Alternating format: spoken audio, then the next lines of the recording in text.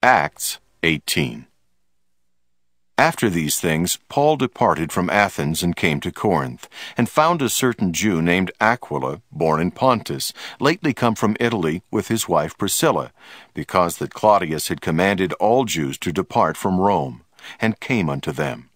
And because he was of the same craft, he abode with them, and wrought, for by their occupation they were tent makers. And he reasoned in the synagogue every Sabbath, and persuaded the Jews and the Greeks. And when Silas and Timotheus were come from Macedonia, Paul was pressed in the Spirit, and testified to the Jews that Jesus was Christ.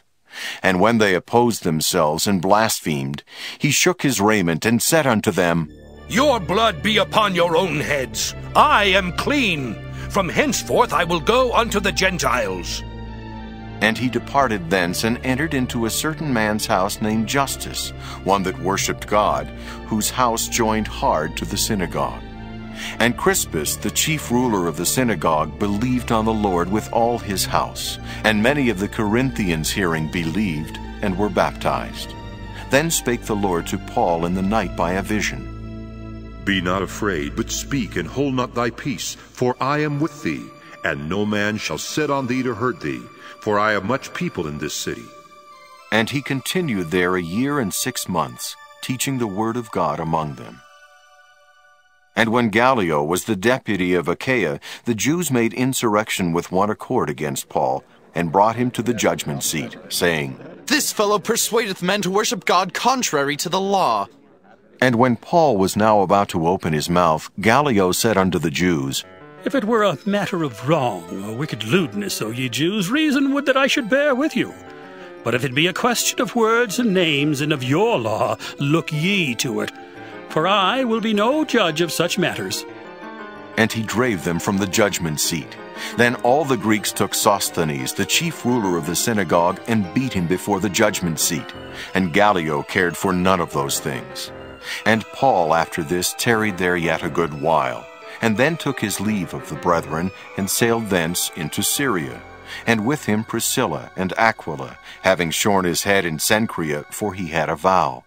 And he came to Ephesus, and left them there, but he himself entered into the synagogue, and reasoned with the Jews. When they desired him to tarry longer time with them, he consented not, but bade them farewell, saying, I must by all means keep this feast that cometh in Jerusalem, but I will return again unto you, if God will. And he sailed from Ephesus. And when he had landed at Caesarea, and gone up, and saluted the church, he went down to Antioch. And after he had spent some time there, he departed, and went over all the country of Galatia and Phrygia in order, strengthening all the disciples. And a certain Jew named Apollos, born at Alexandria, an eloquent man, and mighty in the Scriptures, came to Ephesus. This man was instructed in the way of the Lord, and being fervent in the Spirit, he spake and taught diligently the things of the Lord, knowing only the baptism of John.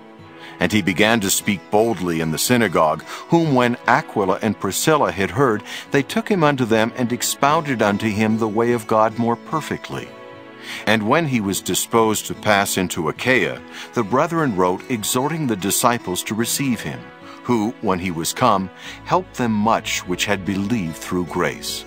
For he mightily convinced the Jews, and that publicly, showing by the Scriptures that Jesus was Christ.